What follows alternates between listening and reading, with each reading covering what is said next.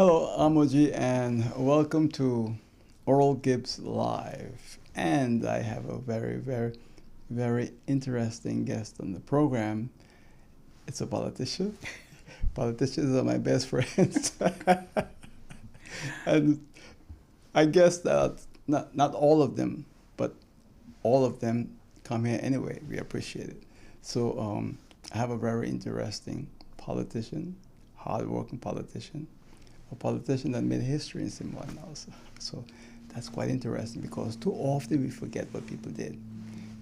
My guest is Dr. Gracita Arrindell. How are you doing, Ms. Arrindell? Good evening. I am doing wonderful. Thank you so much for having me again on your program. And I want to say thank you to the people of St. Martin as well for supporting me and giving me their love and giving me the opportunity to serve them. You sound like you're going away. Oh, no. I'm not going away, but I am going to change path.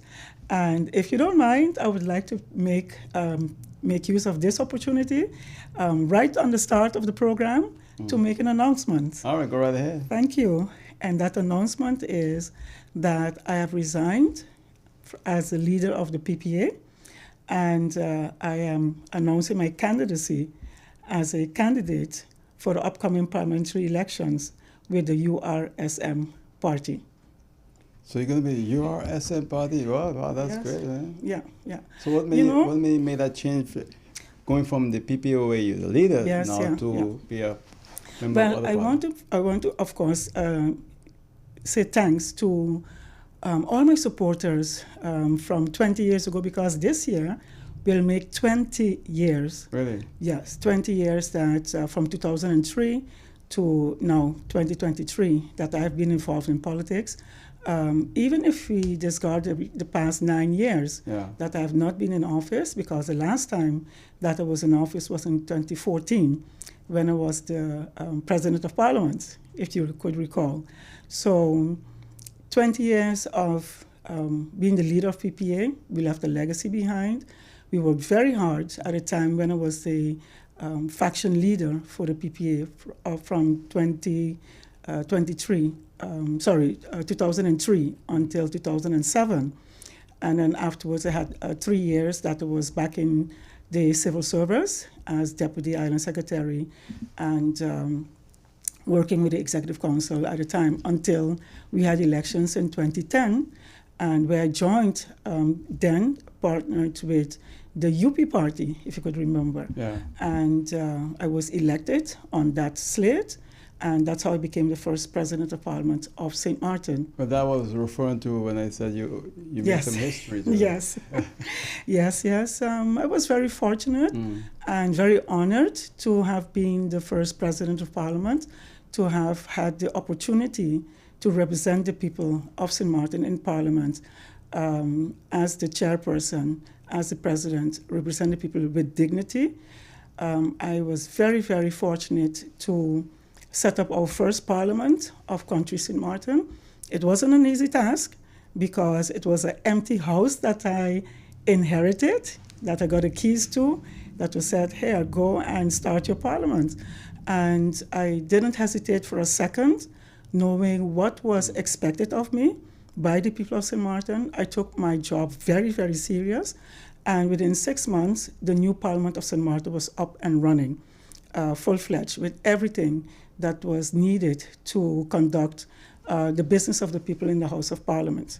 But now, fast forward 20 years later, change continues. And you have to make a choice if you want to continue giving your support, giving your experience, leadership, albeit from a different platform, to make St. Martin beautiful and great again. And I believe that my candidacy, as well as the URSM movement, the URSM party, is the right platform to make St. Martin great and beautiful again. So that's where we are today. So you're no longer leader of the PPA. Now, is the party dissolved? No, as it's still a legit party, but it won't, as far as I know, it will not contest the upcoming parliamentary elections. What did Don tell you? Excuse me? What did Don tell you? What did Don tell you? Well, for persons who don't understand your joke, Mr. Don Hughes, a very well-known businessman on St. Martin. Fine gentleman. A fine gentleman, very influential behind the scenes. Oh, yeah. The director, owner of PJD2 Radio. He was the one who encouraged me to become the leader of the PPA. And I remember at the time, the headlines were, "It's time for a change." Dr. Anders Gracita Arrindell is heading the new party, the PPA party. And Don Hughes was the one who had a vision to encourage me to continue in politics, and he wasn't disappointed. So I just brought it up to see your reaction. But he really believed in you, and he thought he had the right person. Really, yeah. Yeah, he still does, and many other people also do. I officially resigned on paper in January, so I announced it to the Electoral Council, because you have to do that. And of course, I announced it and discussed it with my board, and the board supported it, because I could not have made this move without their support and without their knowledge. You have to do the things the right way. And the persons who were still at the leadership of the board, they signed off on me stepping down as leader of the PPA, so I could start preparing and having discussions to run for office again, to run for the next parliamentary elections, because there were several other parties who approached me to get back involved in St. Martin's politics and St. Martin's governing, because the cry for that is still there, to bring back dignity, to bring back stability, to bring back order, in our governance. All right, we're going to cover all of that as we go along in the program. In case you've just joined us, I'm Oral Gibbs. This is Oral Gibbs Live. We're speaking with Dr. Anders Gracita Arrindell. She's my guest on the program. You listen to us on Hot 99.9 FM radio, or YouTube, Facebook, or TV Caribbean. It's good to have you along with us on this program right here on Hot 99.9 FM radio. So the thing about it is, when it comes to politics in St. Martin, we've had a lot of politicians with very limited background in terms of education and in terms of civil service. Correct.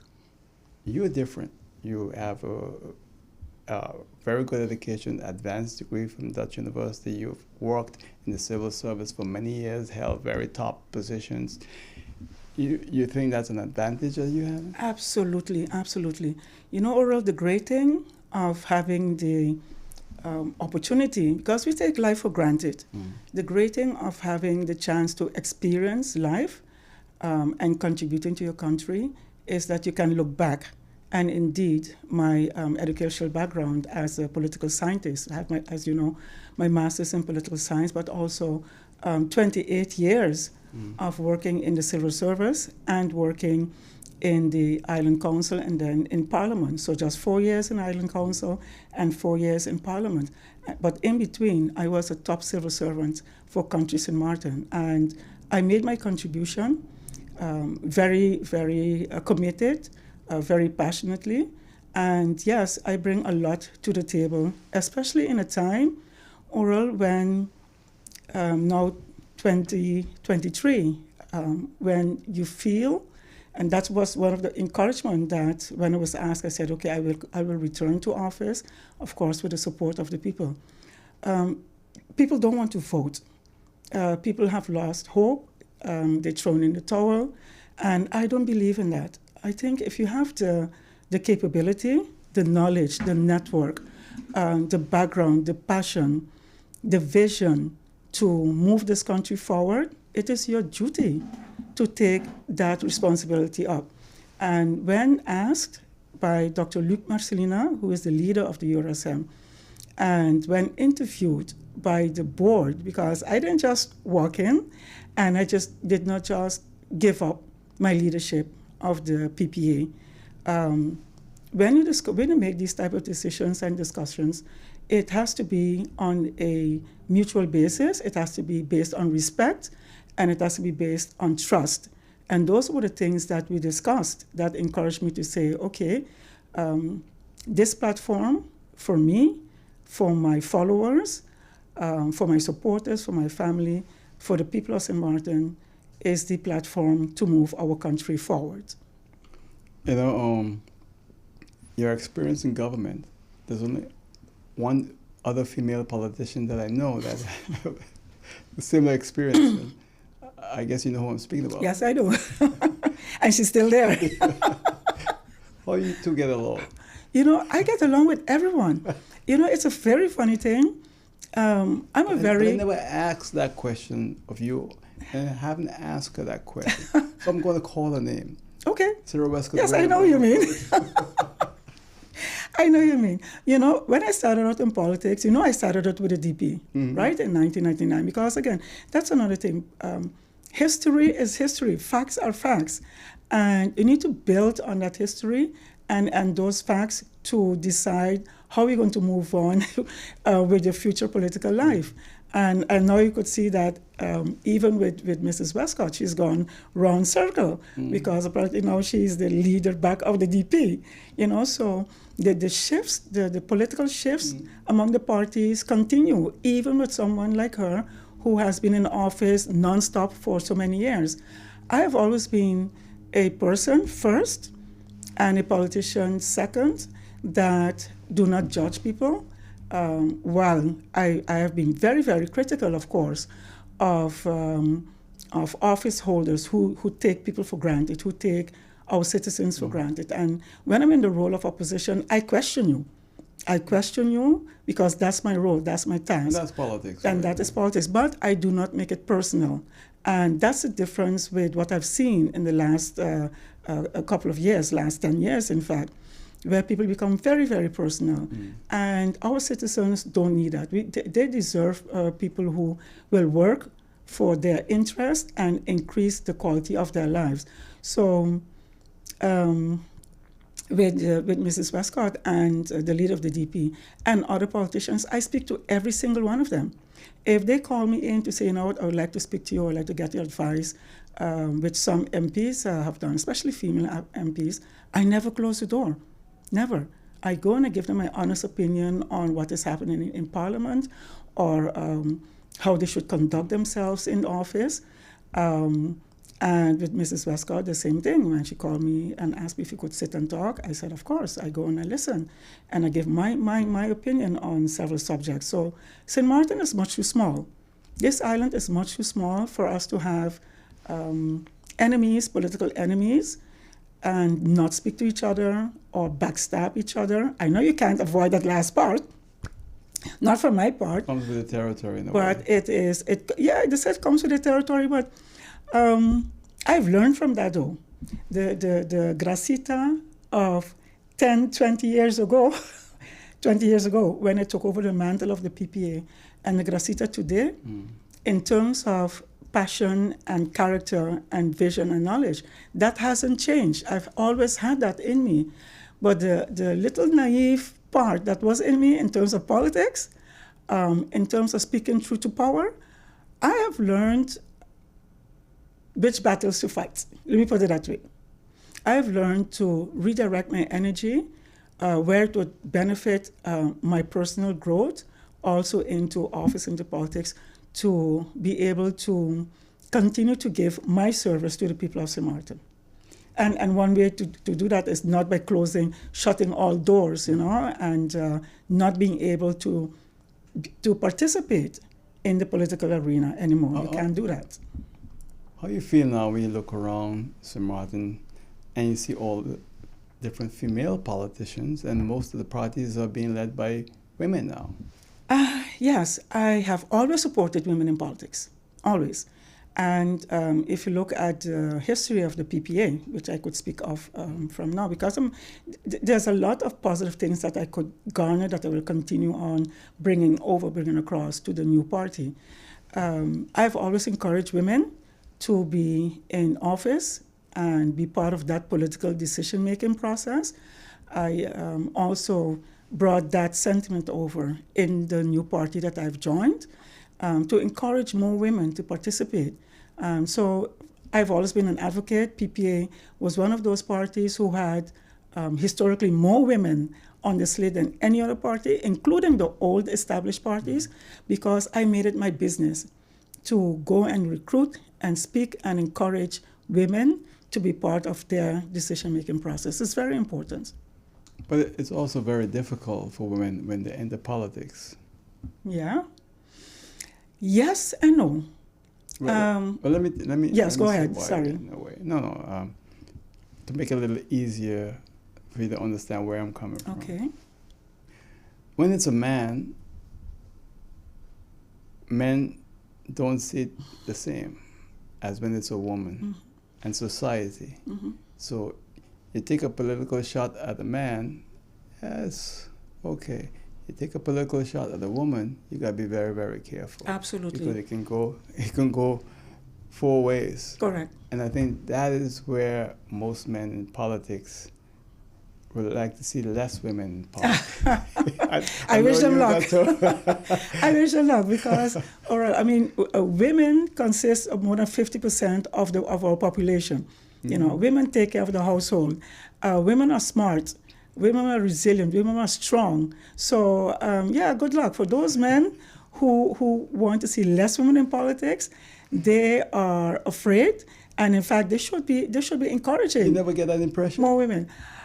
I had that because definitely, and also when I was president of Parliament, I experienced some of the MPs who tried their little tricks on me to rattle me. Yeah. But it didn't happen because I put on a poker face. I put on a poker face, and even though I don't play poker, but I know what it means, that you just shut this down and you focus on what is important, which is the legislative process at a time of Parliament. But they will do everything and anything, some of them, to distract you. You know, because at the end of the day, politics indeed is politics, and they will try anything to discourage you from continuing, discourage you so that you say, you know what, I can't deal with this male-dominated arena and go run in the bathroom and cry. When it comes to politics, I don't cry. I get even stronger because I know exactly where you, as that male politician who cannot stand being at the same level as a female politician, I know how to deal with that. You know the politician told me, he said, look, when we travel, man, we guys, we could go hang out, go in the bar, have a great time, but when the girls are there, you know, you can't drag them along. It's not the same. That's correct. And I've had that experience as president of Parliament at the time, especially when we go to, for example, Palatino. Yeah. And I love that. Oh, yeah, they love that. Some of them will say, no, MP, Madam President, you go do your thing, you speak Spanish, you understand anything, we have confidence in you, do your thing. And, I mean, they didn't misbehave, but if they had a chance to go indeed hang out, especially after the meetings, they would. But most of the female politicians, including myself for sure, we never did that. It was from the meetings back to the hotels or the restaurants, and being the true ambassador that you should be when you travel abroad, representing the people. All right, so and not misbehaving. Yeah, well, you know, it's quite interesting because today now you look at St. Martin, and it's like all the problems of the last 20, 30, 40 years, like they're coming back, and it's kind of scary in a way, because there are people who fought real hard for real change. Correct. And now like myself. And now those changes are no longer there, or they're going away. It is going away, and that's one of the reasons why I'm returning to office, because this country is my country too, Oral. I have nieces and nephews. You have your daughters. My neighbors have kids. I don't have any kids. These children are my children. It is incumbent upon us, people like myself, politicians like myself, to leave a legacy behind. And I mentioned earlier that people are giving up hope. They're thrown in the towel. They don't want to vote. They say, oh, all politicians are the same. And that is absolutely not true. You have to keep hope alive. Why would you throw away the baby with the bathwater because of the failure of some politicians who have been there for a very, very long time, in office that they disappointed you, or they failed to make this country a great country so that families could raise their kids. You could see it. You could see the downturn, indeed, overall in the island. You could see that we have overpassed our carrying capacity, and it doesn't look as if that is stopping, and people are afraid. You know, one of the things I hear very often really is, oh, we can't do anything about it anymore. I do not believe in that concept. How could you give up on a country like St. Martin, where so many people, citizens who reside here, came from a different country, came from a different island, came from independent countries to live on this small island, to say, hey, this island gives me the opportunity to make a living, to raise my kids. Why would I, who have, or you, who have a long history, family history on this island, give up? But the fact is, a lot of locals and Antillans are leaving, and that is not right. We have a lot of influx or more people coming in, and it is not a good trend. I see the degrading of our values, of our morals, of our ethics inside of office and outside. I see the disregard, the disrespect that people are giving this island, and it bothers me. It bothers me to the extent that when I drive on the road, I try not to look left or right, because it used to irritate me so much that it affected me personally.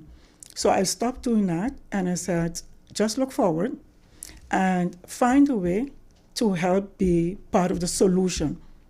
Not shutting our eyes for the problems, be part of the solution. And this is one of the ways. You have to be involved.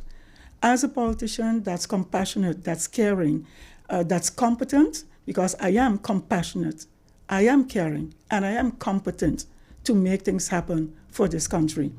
And I'm not going to sit back and see the deterioration that's taking place in this country. Let me switch more to political issues right now, where we had these country packages, the coal, and they've changed the name, but it's still the same, right? Yeah. Are you concerned? I was concerned from 2007. Okay, for those persons who do not know my leadership at the time with PPA and my contribution at the time towards the agreement that was signed and that was agreed upon in 2007, to which I tried to warn the people of St. Martin that the devil is in the details. Well, 12 years later, after, look at what we're seeing, all the strikes of the Justice Ministry. So without attacking the policy holders, it is a fact that we lied to the people, or did not give the entire truth, let me put it that way. It sounds like you've been watching my shows. We did not tell the people the truth. And today, the people, the civil servants, the pensioners, the kids, we are suffering because people did not have the courage to speak to the truth to power. In fact, at the time it was said, oh, let us sign it now and then we'll see after what is happening. You don't use the people of St. Martin as a pawn for your own political ego or for your own political growth. And while you're going forward, because the people are paying your salary, your hefty salary, the quality of life, the purchasing power, the mental health of our people have gone backwards. So, yes. That's some powerful statement you just made there. Because it is true, and now I could speak it even more, with even more determination, because we have something to compare it to. When it was very close to that decision making, people were like, yeah, well, we'll see. Well, now 12, 15 years later, we are seeing the consequences. The quality of life of our people has not improved drastically, that we're told to the people. Why? Because the basis entering into that new country status was not stable. We never received that clean financial slate that we were entitled to at the time, that I fought for, to say we need to get a complete write-off, debt write-off. We couldn't do it. Why? Because at the time, our books through the General Audit Chamber, where the General Audit Chamber at the time stated that it was shabby, it was really ridiculous what was being presented to the Island Council at the time, because based on that, Holland took that to say, okay, we're going to write off up to a certain amount. But that was never meant to be the case. But you had to also produce receipts for those. Yeah, exactly. And that was the case. Because our financial household was so shabby, our government at the time could not present those receipts so that Holland could say, let's write off. Having said that, I, as a leader at the time, was still of the opinion, if we are going to move on to a new constitutional structure, then you have to be honest with the people of St. Martin, but there's also Holland and the leaders at the time to say, you know what, let's start clean. Because at the end of the day, it's about the people, not about the politicians in office. And today, the people are suffering that they gave up hope. But 13 years later, we have a debt of what? 1.6 billion. Exactly. Repeat that again. We have a debt to Holland of 1.6 billion. How is that possible in 12 years? How is it possible that after all these years, Holland is still providing liquidity support? Do you know what liquidity support means? That the Dutch taxpayers' money is paying your salary, or not you, but is paying the salary of the civil servants and the politicians. You have no pride, you have no shame. So instead of negotiating with emotions, instead of discussing with emotions, we should be dealing with the Netherlands in a more functional manner and encouraging Holland while we're cleaning up our household, because there's so much more to be done in this island. There's too much favoritism still, that those who are above the table, those who are paying the taxes, those who are in the system, are paying for the other 70% who are doing nothing, who are under the radar, and that's not fair. That is absolutely not fair. So we need to bring back that balance. But coming back to the liquidity support versus bringing in new money so that the citizens here are not burdened every time with more taxes or not really getting the relief that they deserve, we need to be finding new ways of getting income for the government of St. Martin. And I don't see that much. The new ways of getting income is actually going after those who are there already, who are doing their best, who are struggling already to keep up with paying their dues, and that is so unfair. The people of St. Martin, they didn't expect this to happen, because no? Back in 2006, and when the negotiations was taking place, before the accord was signed in 2007, we were told a lot of things. Yes, you were. And the thing is that I've always been against this constitutional arrangement. I personally believe in political independence. Correct. But not with the kind of leadership that we have. Correct. And what we are seeing now is that it's very scary, because there's been a failure since 10-10-10, and you accurately also described it just a while ago. And the people really felt that things would be better. Yes. I'll tell you why, because you remember politicians said to the people, Curacao was the problem. That's correct. Once you leave, we get out of Curacao, man, all the money is going to stay in St. Martin. We're going to have a ton of money. Correct. But today, we have more poverty on this island than ever. Yeah. Than ever. You see, we fought to have our own seats of decision-making, power right here, our own parliament, our own council of ministers, our own general audit chamber, our own social economic council, the high council of states, and definitely our own ombudsman office, an office that I have been very instrumental in bringing to this country. You brought the first ombudsman from Curacao to St. Martin on this program many years I ago. remember Mr. Wheel. His name was Mr. Wheel. Right, that was Mr. quite Wheels. a great gentleman, man. Yeah, absolutely. Yeah. I brought the ombudsman of Puerto Rico as well, because I wanted to introduce the concept to the people of St. Martin by bringing these persons who have been ombudsman in the country to show how beneficial it would be. And the rest is history. Whether you agree or not with how the office functions, but the office of the ombudsman is here to stay. It is part of our constitutional process, and the people have gotten accustomed to going to it.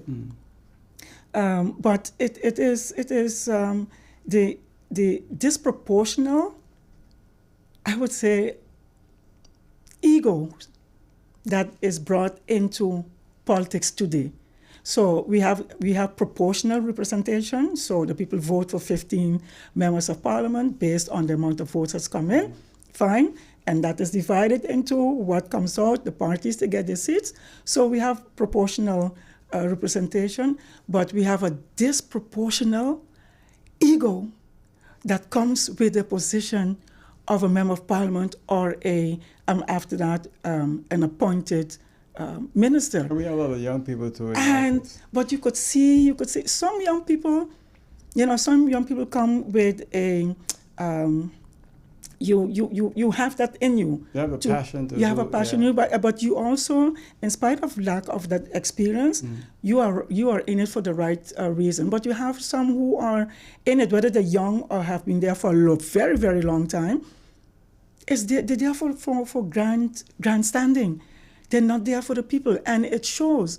And because we have social media, because we have this phone on our hands, everyone could see what is taking place. So you can't hide anymore. Like 20 years ago, you would say something. Now it's being repeated over and over. Our parliamentary meetings are public. They go straight to YouTube so the rest of the world could see what is happening in our House of Parliament. And that is what is discouraging the people of St. Martin when they see the display of what their representation is doing or not doing for improving their quality of life. I have to go to a break. When we come back, we're going to continue speaking right here on Oral Gibbs Live with Dr. Gracita Arrindell. She's my guest on Oral Gibbs Live. Please stay with us.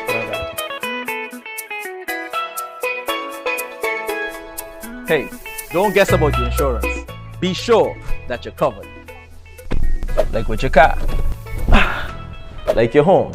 Be sure to be covered in case of a fire, flood, hurricane, or some other natural disaster.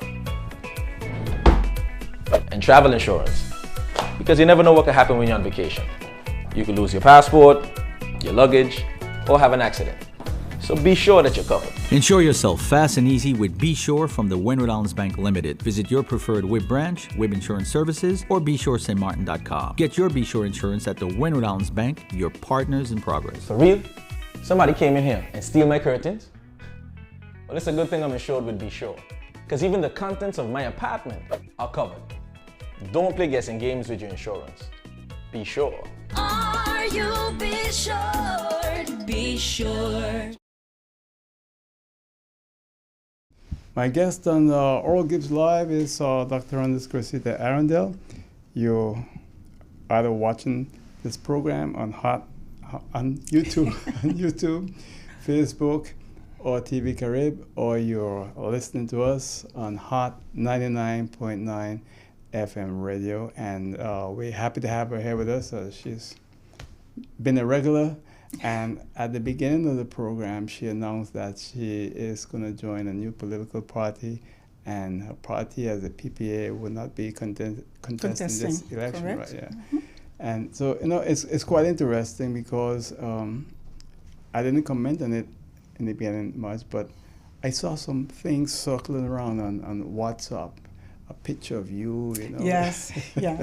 we were testing the waters in the sense of when I was invited by the leader of the URSM to come and have an interview in one of the morning shows, evening shows. Yeah. And I didn't announce because I didn't sign as a candidate. So it was an open discussion and kind of a feeling out, how that relationship would work. And so I took time to do that. But I think it's the right move. Change continues in our lives. Good change, progressive change is something that you cannot hold back. And we need to embrace that Instead of sitting on the sideline and complaining of what is happening, it is better to be part of the solution than being part of the problem. The Princess Juliana International Airport. Oh my God. Are you familiar with the issue?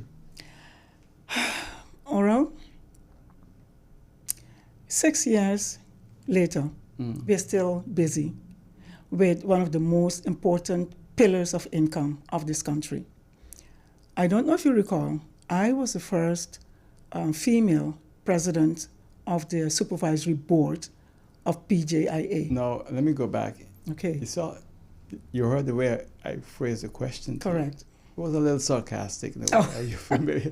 Because I knew that, but I wanted to see your reaction and how you proceed. Yeah, it is incredible. So you're familiar with the company. Of course I am. And I'm also familiar with the fact that we can do so much better. There is stagnation, and there was absolutely no reason to use Martin, to use our airport as a political pawn for whatever the decision-making process was at the time. The monies that we received from the Netherlands, the monies that we received from donors around the world, the monies that the airport itself had, for us to be at this stage of development, of reconstruction, it is just ridiculous, to say the least. I've met several persons who travel, for example, to St. Bart's. I met several persons who were coming to St. Martin. And I said, but what is it? There are countries who build islands and cities in 6 years, and we cannot finish our airport in 6 months. Who are the persons who are holding up, who are stagnating, who are misusing the completion of our airport? The same politicians are. Or anyone, politicians, administrators at the airport, the entire process. There's no cohesion, there's no accountability. There's no accountability to the people of St. Martin why it is taking so long, not only with the airport, but also with the hospital. Don't even start me with that one. I was coming to that, but just... Don't even start me with that one. You know... That was a shame, man. Oh, not only a shame, it is costing people's lives. Yeah, it is costing people's lives. I'm going to stay very, very respectful, non-emotional, especially the part of the hospital, since one of my youngest brothers passed away. So I know what I've gone through. I could speak to what has happened in that entire circle of healthcare on this island. And God's willing, when the people of St. Martin elect URSM and myself on the new parliament, there has to be tangible decisions that improve the quality of life of our people, because we are not a number, especially when you're sick and when you're vulnerable and family members have to go through a gauntlet to feel human while healthcare is guaranteed in our constitution. It is wrong. But let me come back to the airport. So 6 years later, it is still not where it should be. I think there's a billboard that states in 2023 they're going to do the opening, but in the airport and surrounding the airport, in the airport, for example, there's one toilet. One. There's tourists and citizens, when they come in, if you're coming from a very long flight with delays or something, you need to ask an immigration officer, custom officer, if you're still standing in line, to go outside, to go to the bathroom, and to come back in to screen your bags. I mean, what is it? What kind of a vision or leadership or dignity do we have when people enter your home through your door, because the airport is our home, is our door, our entrance, and they are confronted with these shortcomings that should not be there 6 years after a hurricane? Around the airport, I'm sorry, what is this that I'm seeing? All of these huge billboards? Is that what people have to see when they step down? Instead of billboards, we're not seeing whatever it should have been, a hotel or planting trees. Do something. We have billboards all around the airport. While other countries are increasing their infrastructure and beautifying their country, we like to we like to, meaning when you listen to discussions, persons are comparing to St. Martin to Singapore and Dubai and Monaco and whatever. I'm like, are you smoking something? How can you compare St. Martin to these countries when you don't want to even adhere to the simple things by getting certain decisions made soon and fast that would increase that quality of product that we have? St. Martin is a unique island, unique country. I love this country. I'm passionate about this country. I've traveled to many, many countries. And when I come back home, I'm happy to be home. But when I see what we are doing to this country, the disrespect that is given to this island, it is ridiculous. And we have to stop it.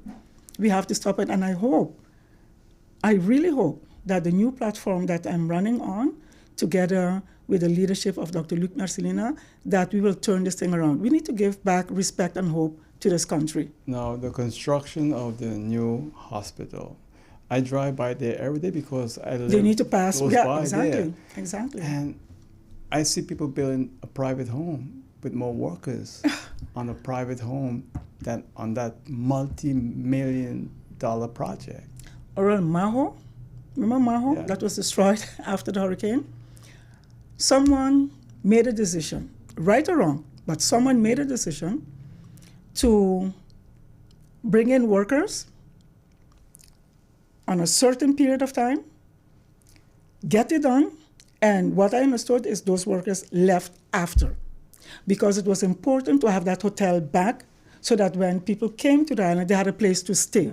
So you need to be practical in your mind to make things happen for this country. So I use that as a reference because that hotel, again, right or wrong, together with whoever governmental official it was who made that immigration process work, took a decision to say within 6 months that hotel has to be rebuilt, so that it can offer our tourists, our clients to come in, because you need that money to come in.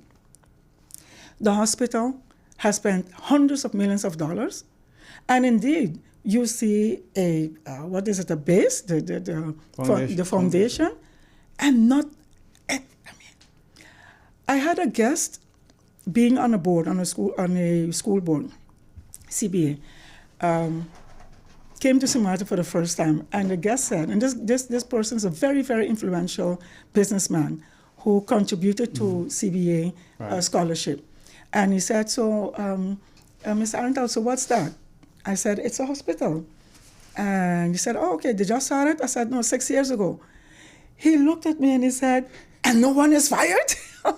He said, how is it possible? How is it possible that you deal with the lives of people by allowing this situation to continue? That is one of the reasons, Oral, I really hope to God that the platform that I'm running on, under the leadership of Dr. Marcelina, because he knows the issues there, he's passionate that we could pick up that ball and run with it. Run with it.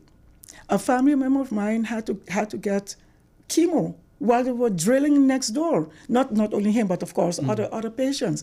It's ridiculous. That's very annoying. It is disheartening. It is inhumane as a small island that aspired to have to be autonomous and that aspires to become independent, to allow this situation to happen at our hospital. So you need to think about the healthcare of your citizens, and at the airport, because you need to think about the income to St. Martin as a tourism destination. And we have dropped the ball a long time ago because other islands have surpassed us with their 5-star hotel. They have surpassed us with the cleaning up of the island. They have surpassed us with the improvement, the drastic improvement of our infrastructure. They have surpassed us in taking care of the less vulnerable among us, which are the pensioners and the young people. And here we are, stagnated, to say the best, to say the least. Stagnated I don't want to use the word failure completely, but we have stagnated, and we need to pick up this ball and run with it. The people need to feel that difference in their lives. I need to see that difference in my life, in my lifetime. Yeah. So I have a very egoistic reason to run for office again, for elected office through Parliament, because every time I get back on the road, it irritates me. It irritates me that we can't do better. And I know we can, because this island is a gem. This island deserves much, much better, and our citizens definitely deserve the best representation that it deserves.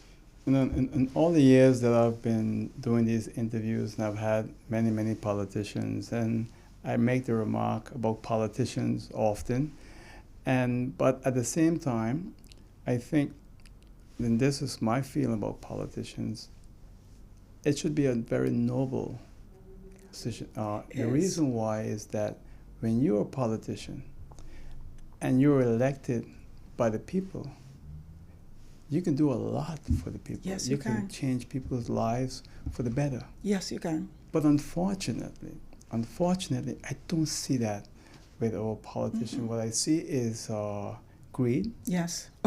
And all of self and none for the rest. That's correct. And so that noble position that you hold to improve the lives of your citizens, you do it to improve the lives of yourself, your friends, and your family. And from the moment I entered into the political arena, indeed, I echoed that sentiment with the way how I conducted myself, being in the Island Council and in Parliament. Once you're a politician, once you're a governmental official, you need to lead by example. Once you are there, you can't say, oh, this is my private life. No, you become public property. That doesn't mean that people could do and say about you how they want either, because it's a two-way street. But you're absolutely right that the nobility, the honor of being a people's representative is out of the door. And that's why it is much more difficult to convince people why they should never give up, why they should still come out and cast their votes. There was a time where women couldn't vote. There was a time where black people couldn't vote. There was a time if you weren't financially strong, you could not vote. So why give up? Why give up on the next generation? Your son or daughter who is under 18, they can't vote. You can on their behalf. So I'm making that appeal to the parents who have kids, who have nieces and nephews. Don't give up because things are not working out right now in your lifetime. You can never give up. I'm not giving up. And that's why I'm here today, making that appeal to the people of St. Martin that not everyone is the same. Not every politician is the same. A lot of people know me. They know that I'm a very straightforward person, that once I have a task to represent the people, I do it to the 100% of my ability. I don't joke with that. So giving back that hope, giving back that dignity to the office that we represent, that is the platform that we want to bring back into governing and into Parliament. You cannot give up. In case you've just joined us, I'm Oral Gibbs. This Oral Gibbs Law. My guest is Dr. Gracita Arrindell, and we speak with her here on Hot 99.9 FM radio, or YouTube, Facebook, or TV Career. And she's made a big announcement earlier in the program, and it's just it's no longer a secret. She's no. No. On the and I have not made to dovetail in that. I have not made my candidacy known together with my group. I do have a group of supporters who are helping me prepare my announcement in person. We're still trying to find out the date when we can do that. But I think this is the right time to bring it out, and your show for sure. Many firsts were done on your show together. So I really thank you so much for giving me that opportunity to make that announcement. Again, it's the first historically. Yeah, you're welcome. I remember October of 2007, Yeah. We was doing a live show. Call came in from the Netherlands. On the line was Sarah Westcott Williams announcing that they have reached an agreement with the Dutch government. I remember. Yeah. I remember, boy. But you know what? You cannot erase history. Because now, fast forward, we know what that announcement meant. The glass was half full or half empty, whichever way you see it. And I spoke truth to power at the time. And I could look the people of St. Martin in their eyes, straightforward, with a clear conscience, and with a clean heart, a passionate heart, to take up that mantle again, albeit from a different platform, but with the same passion and vision to make this country great again. Let me ask you this, because when you went into politics, the turnover tax was already introduced, right? Yes, yeah. Okay. Oh, yeah. Now, that tax is a huge problem for St. Martin. I think there are discussions right now on a value-added tax, or how they're going to go about doing it. What's your position on the turnover tax or a replacement tax for the turnover tax? The turnover tax should be replaced. In fact, I find we should simplify a long time ago, from 2010, the tax system, because there's still a disproportional aspect to it, that those that are in the system have to continue carrying the burden for the rest. Right. And that is unacceptable. If you're here in this country, whether you're local or not local, born here or born there, you need to pay your fair share. Now, me personally, I would like to, and I believe the party stands for that as well, but personally, if I had to say, I would eradicate income tax and or profit tax, because you know how people are sometimes with business. But Gracita reduced it substantially. Exactly. Yeah. And we should do the same. Lessen that tax burden and make it more equal for everyone to participate. I'm referring in on the profit tax. The profit tax, yeah. Reduced it in Gracita. Yeah. I would eradicate it, income tax and profit tax, and introduce for my party the VAT tax, so that everyone could contribute to the coffers, because it is sinful that we have a budget that I believe it's only once in all these years that had a little surplus, because we keep depending on that liquidity support from Holland. I've been very passionate over the years, I've written articles about that, to introduce the offshore banking sector back to St. Martin. I know that some people said, yeah, but you're going to get in problem with the international FATCA. And I was like, wait a minute, the Netherlands, again, those who want to know more about it, go to the electronic newspapers. I wrote about that offshore banking issue because I did my homework on it. The Netherlands collects over 1.5 billion per year on offshore last year banking. It was 2 billion. So it increased since I wrote my last article. So that's to show you. I don't want us as St. Martin to continue asking for liquidity support while we are in island positions to have our own income, which is tenfold or even more than that we are receiving as a grant or as a loan. We need to pass that stage now. We need to pass the stage of begging and asking for that support. The laws are there. If Holland is profiting from that, and Holland is one of the top 5 richest countries in the world, we cannot keep insulting the Dutch, insulting their taxpayers, and not working towards getting new income for our coffers. And that is one of the ways to do it. Because I've heard politicians blame the Dutch for destroying the offshore business in the former Nelson. Yeah, they took it away. And then they took it for themselves. And that's why we need to bring it back. So those who are saying that, it cannot happen, I said, yes, it can. Yes, it can. But you need politicians like myself. You need persons with vision who and knowledge of the Dutch language and the Dutch law to say, this is what we want for St. Martin, and work together with the Dutch government to bring in income instead of asking for liquidity support. That is one of the platforms that we have to campaign on, to bring in clean money and new money into this country and take away that burden from our pensioners and make sure that our educational system and our healthcare system, in general, the well-being of our island is where it has to be. But you think Holland really wanted to be self-reliant? That's their problem. That is on them.